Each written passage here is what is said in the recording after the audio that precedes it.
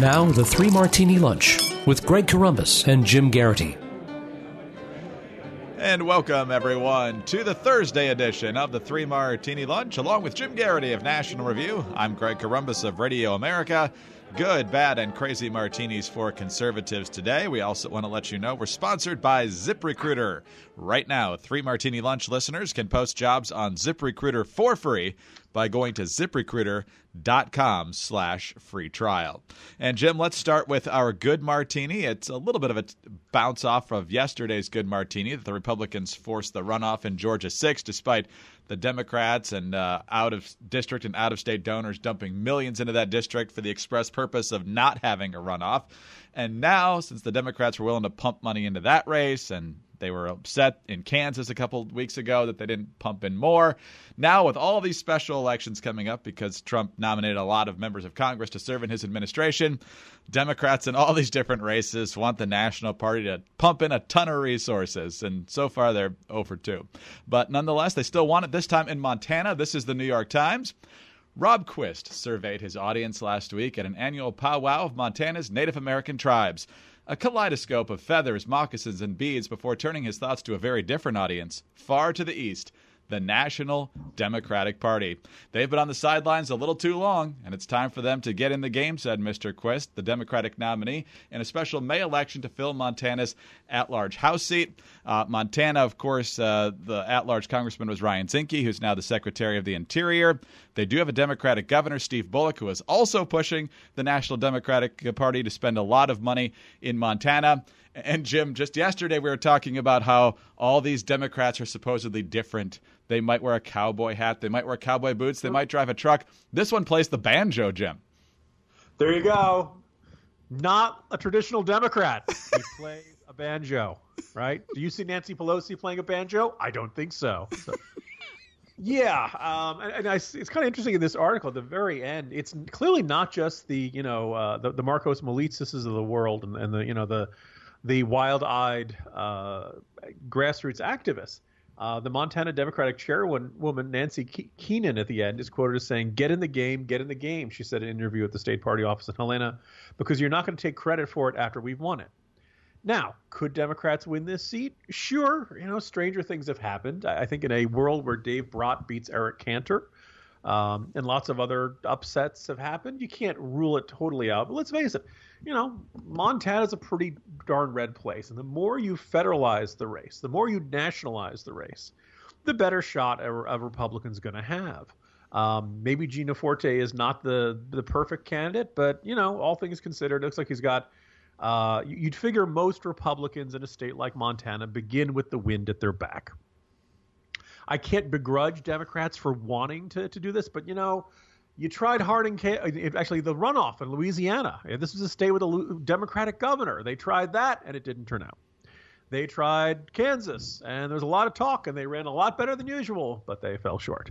And in Georgia, they thought, maybe we'll hit 50%, and they fell just short, and we'll see how the runoff goes. But once again, one Republican versus one Democrat in a Republican-leaning seat, the odds are pretty good for Republicans. It's now a cycle for the Democrats that they really can't choose. Like, the grassroots won't let them choose to not compete in unfavorable territory. And, maybe the Democrats have an unlimited supply of money. Maybe the donors are going to open up their wallets all year long. Maybe outrage over Trump means they have a nearly unlimited supply of energy and enthusiasm and financial resources and eagerness and people willing to help out. Or maybe they don't. And they'll suddenly say, hey, why did we spend why did so much effort get put into places like Georgia and Kansas and Montana when deep down we really needed to start thinking about how do we win back seats in places like Ohio and Pennsylvania and Florida, and places that used to have a lot more Democrats than they do right now. Jim, given who the chairman is and the deputy chairman of the Democratic Party and where the energy in the party seems to be right now, which is on the far left, that works for a guy like Ossoff, even though that's not necessarily a district that's conducive for him. But if you're the at-large Democratic candidate for the Democratic Party in Montana, do you really want that wing of the party driving you? Because I can't imagine that plays well at large in Montana. No, look, there's always the possibility as we look beyond Montana to the entire 2018 midterms. Maybe things won't go well for Trump. Maybe the country will be very frustrated come November 2018. And maybe they'll say, it's time to give the Democrats a chance. If that doesn't happen, Democrats probably are going to be in trouble, in part because they've chosen to either forget or they have rejected the lesson of 2006. And people forget this. We on the right, we can't stand Rahm Emanuel because he's a maniac. And also apparently he's certainly not very good as mayor of reducing crime in Chicago. But he was at least smart in running when he was running the DCCC back in 2006. One, he did not take career politicians. He said, I don't want to get people who have been voted in the state legislature so Republicans can run the usual, he voted to raise taxes 489 times type ads. He wanted people who had not had political records, who were accomplished from something outside of politics, so they had no record to attack. And the second big issue was he was perfectly fine with pro-gun Democrats, and he was perfectly fine with pro-life Democrats. Now, those people have pretty much been driven out of the party, like St. Patrick driving the snakes out of Ireland. I mean, they basically decided, no, you really can't be in that. And some people are very explicit about that. You and I had made fun of Howard Dean a little while back. Howard Dean, who used to boast about his A-plus record from the NRA. Again, if you want to win in places like this, you got to give you guys a little bit of ideological flexibility. You have to, the Democratic majority in 2006 was built on the backs of guys like Heath Shuler. I'll give Washington Redskins fans a moment to stop and shudder and have dramatic flashbacks and then return.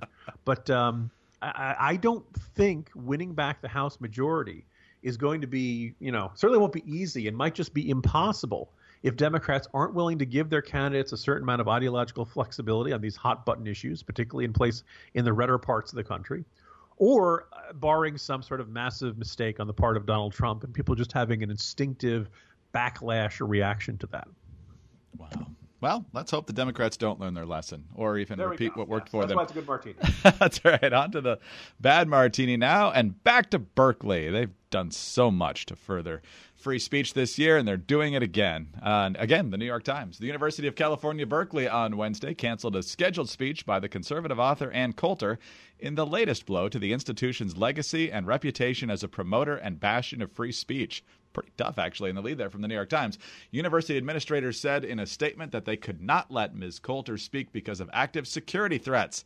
In a letter to the Berkeley College Republicans, which was sponsoring the speech, two vice chancellors said the university had been unable to find a safe and suitable venue for your planned April 27th event featuring Ann Coulter. After the cancellation was announced on Wednesday, Coulter said in an email that she would definitely speak at Berkeley next week since two groups on campus invited her to do so. So, Jim, once again, the out-of-control people are rewarded by having the school decide that it's just too much work and potentially too dangerous to let different views be expressed. We'd like to have free speech, but it's hard. That's the message we've got right there. That this is the rioters' veto. The other thing I'm going to observe, I suppose you could say this is either a good martini or kind of a good aftertaste to this otherwise very bitter martini. Greg, I don't know about you. I've never been a huge Ann Coulter fan. I think she tends to say the exact wrong thing at the wrong time. Those of us, I get tired of being told about how I'm a liberal squish from somebody who totally embraced Chris Christie and totally embraced Mitt Romney, right. Who said in Trump we trust, and then started berating him when he started moving on the immigration issue. I'm not sure she always thinks these things through.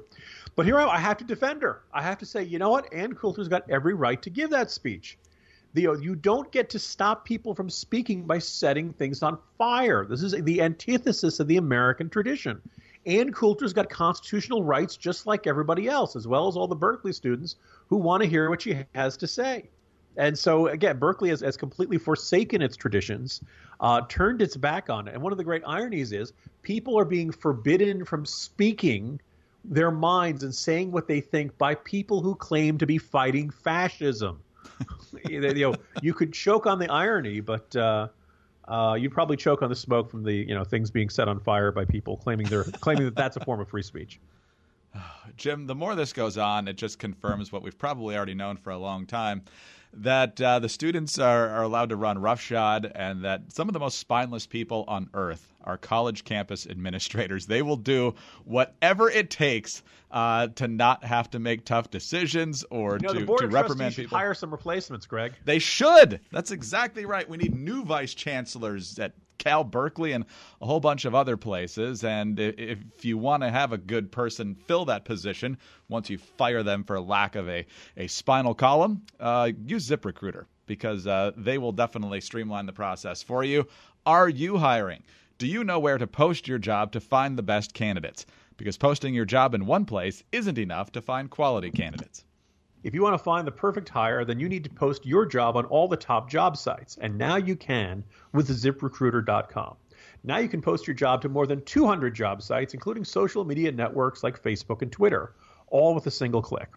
You can find candidates in any city or industry nationwide. Just post once and watch your qualified candidates roll in to ZipRecruiter's easy-to-use interface. No juggling emails or calls to the office. You can quickly screen your candidates, rate them, put them in that pecking order as the resumes roll in, and hire the right person fast.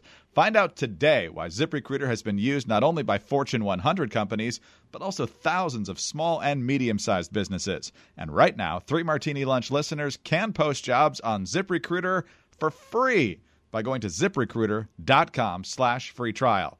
That's ZipRecruiter.com/free trial. One more time, to try it for free, go to ZipRecruiter.com/free trial. So, Jim, yesterday was a pretty busy day full of news, and for some reason the news media is spending a lot of time on O'Reilly and how many Patriots showed up to the White House and blah, blah, blah.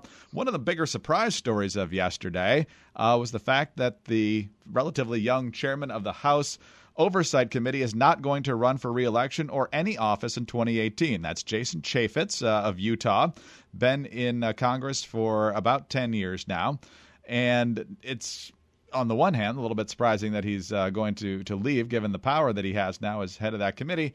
But the reaction to it is just insane. The conspiracy theory thinking is strong on the left, and the Washington Free Beacon picked up on it.